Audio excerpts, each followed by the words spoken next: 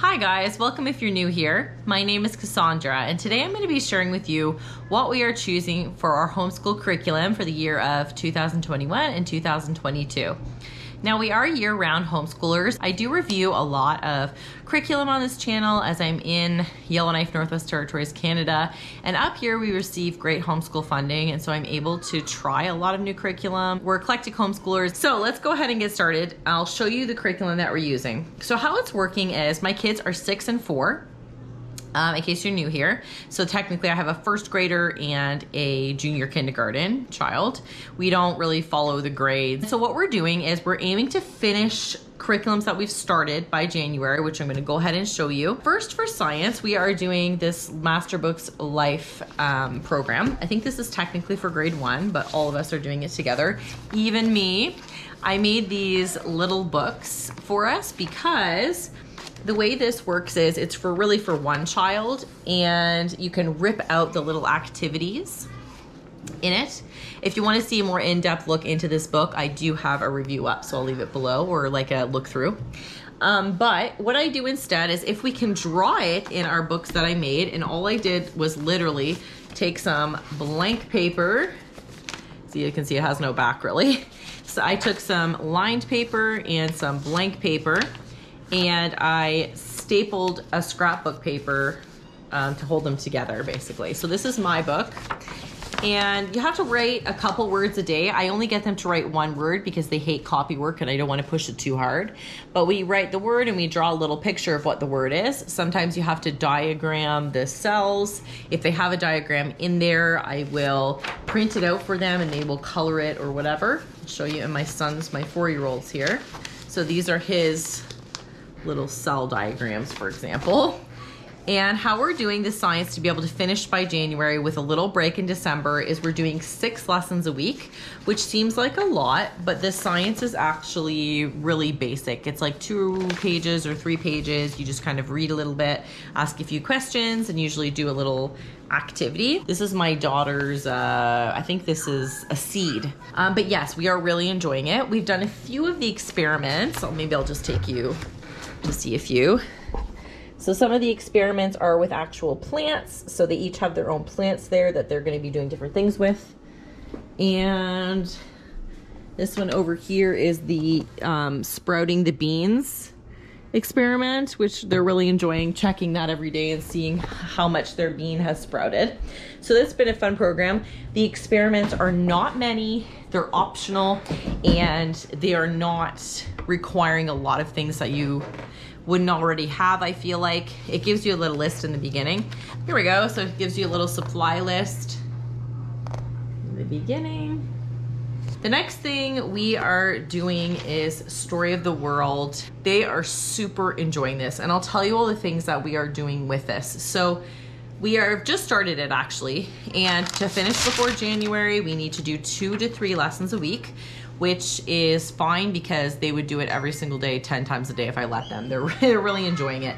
And I absolutely recommend getting the activity book with it. And I know a lot of people skip this, and they should not, in my opinion, because it's incredible. So it has recommended books for every lesson, but some are consistent through the whole program.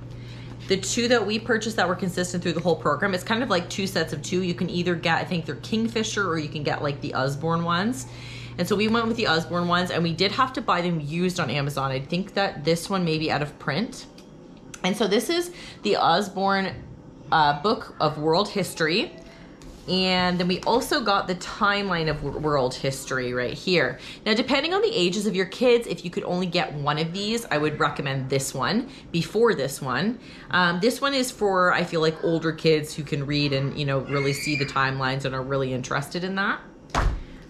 Whereas this one pretty much so far has followed along with the story and, you know, gives you a lot of visuals basically about what's going on there.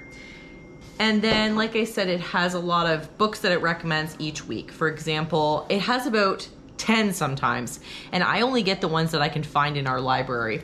This one's really cute that we did this week. It's disgusting and we ate it. And so it talks about all the gross things, basically.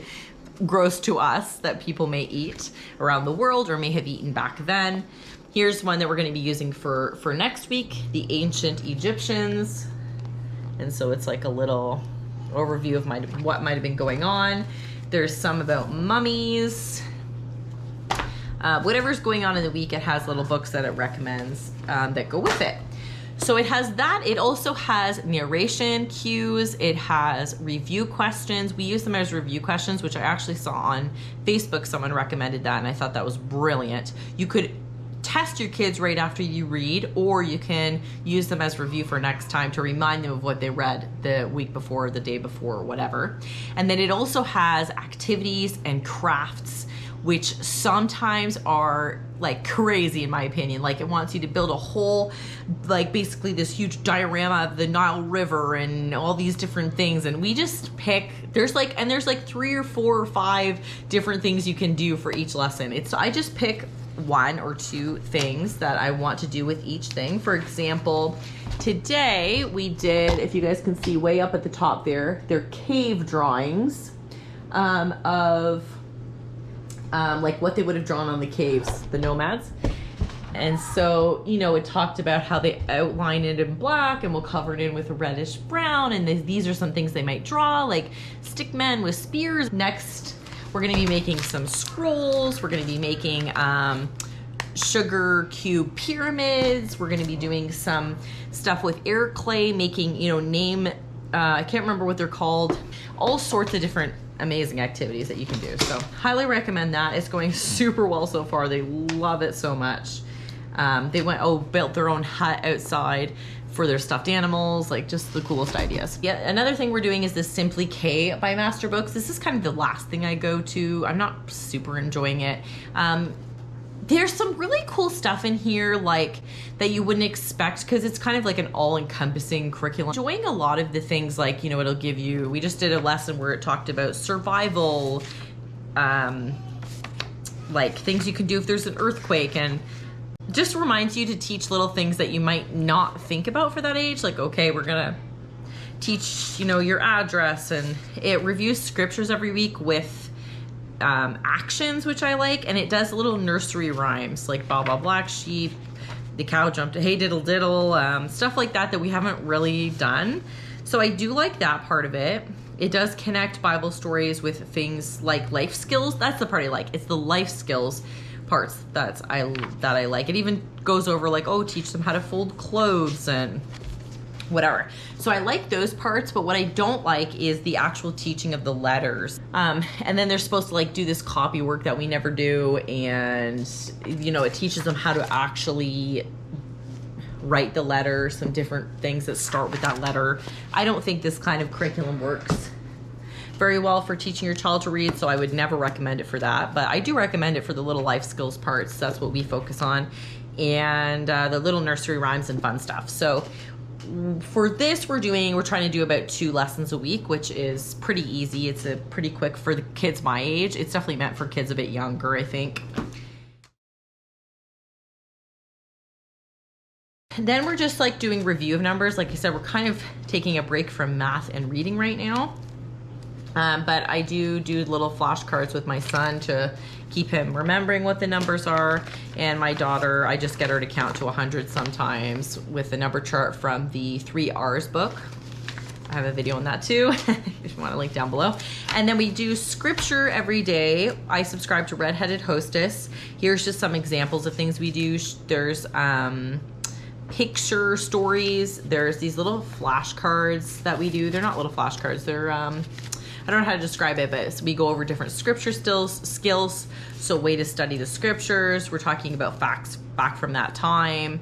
Well, you know, we're memorizing scriptures. We're talking about different people in the scriptures. Sometimes they have little activities and videos, and then there's also the drawn in that you get, subscription that you get with it, which is just videos every week of this incredible artist who does these really engaging videos about what you're studying that week. And it's cool because I'm studying the same thing that they're studying. So I do my adult version that comes with the program. It's like $10 a month US. So it turns out to be like 13 Canadian. And yeah, I really like that. I will probably subscribe to that forever. So it has the adult version, like I was saying, and lots of different activities for the kids.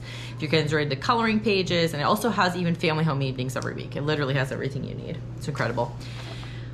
This is another thing I'm doing with them. Just got this in the mail today, but I will be doing we've got Sometimes I'm Anxious.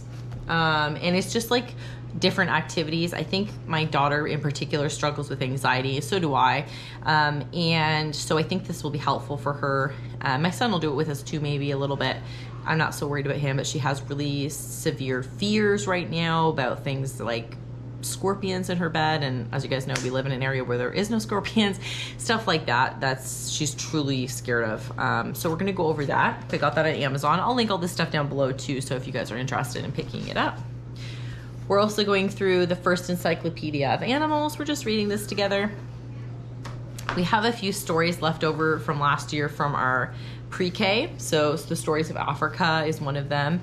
We're just kind of reading that whenever we have extra time. And then just a few different little activity books. My daughter was having trouble with rhyming for a little while, so I picked up this Kumon rhyming words. I kind of hate the Kumon books. I've tried several, and like the math ones for English, for whatever, and they're just really repetitive. Like they could do something in one page that they choose to do in 6 pages kind of thing, but it actually has helped her a little bit, and she's actually much better with rhyming now. But we may finish this book up. She likes to read the little words, and she enjoys it, so I will continue it. If she didn't enjoy it, then I would just not finish it. And then we're also finishing up number 4. This is in the Sonlight pre-K. And then I will take you over to what's going to happen in January. So I did purchase the Sonlight Curriculum K, which is in here. And I also purchased the electives. So a lot of those we will be doing, like this Squilt music introduction. We'll be doing that stuff in our morning basket. And finishing up, like I said, a few more of those stories from pre-K. And then we will be doing, these are the books. So these are the kits for the science. There's 2 because I have 2 kids. We're doing it together. There's the markable map that'll have to hang up somewhere. I'm not really sure. Then we've got our All About Reading lesson 1 here. These are all the Ziggy games. I purchased those as well. Those are like an additional thing to really hammer home the concepts, but in game form, which I'm all about. We've got our math lessons for living education for my son. And then I've got my Right Start Math way up here on top of my bookshelf. I did not realize how massive that would be. So that's probably where it's gonna hang out. It's got a lot of huge manipulatives in there, which I think, again, my daughter will really enjoy. I wanted something that wasn't a lot of writing because they really hate it. But that would also be interesting. We tried Matthew C. That did not go well, although I really liked it. Like, I would still recommend it if your kid can tolerate that mastery sort of style. It was repetitive, but also like it was just a lot of the same thing over and over again. I don't know, like it's mastery. And she just yeah, it didn't jive with my daughter. I kind of wish I would have started from the beginning with it for my son though, instead of starting master books, because it's really up his alley. He doesn't like any of the thing that makes master books math, in my opinion, awesome, is that you can do activities where you get up and you can do, maybe you're doing something with manipulatives. He doesn't even like to use manipulatives. He likes to do just like paper, pen math. So he would actually really like the math you see. I guess except for it does have a lot of manipulatives too. He would like maybe something more like Saxton or something. I might try out some different things with him, but right now he really likes the master books. So I guess I should do what he likes.